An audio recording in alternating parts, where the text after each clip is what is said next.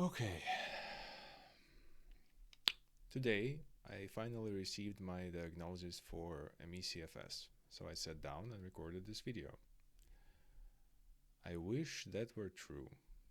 In reality, it took me 5 days to get here.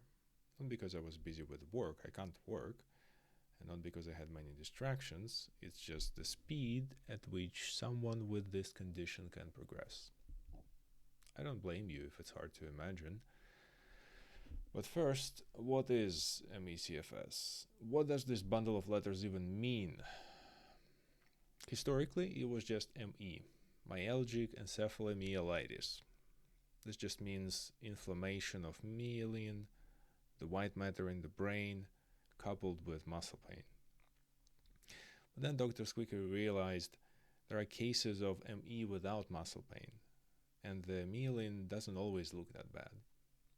So they switched to calling it CFS, chronic fatigue syndrome, because harsh and persistent fatigue was one of the main symptoms. But that sounded very minimizing. Fatigue isn't something you can be disabled with. This isn't something serious. So now we're stuck with both these names together, ME/CFS.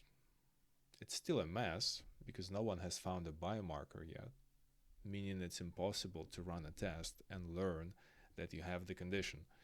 Instead, it's a long process of removing alternatives, which is a whole other story. Very likely, ME/CFS is a dozen different illnesses in a trench coat. People get it after contracting viral diseases, or after stressful events, or just a bad flu, or for no apparent reason at all. Long COVID is also ME/CFS. But regardless of the cause, most symptoms are the same. You are always exhausted and run out of energy extremely quickly. When you run out of energy, it's a big problem physically.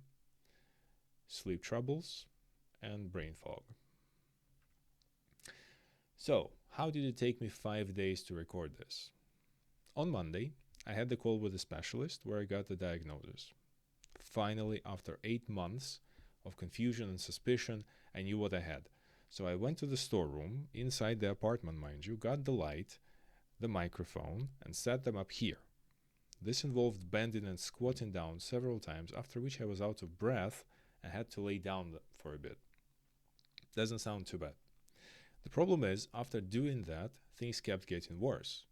It became harder and harder to move or think, and by the evening I wasn't able to keep my eyes open, and I made a horrible mistake. I took a nap. Remember, sleep troubles are symptom number 3.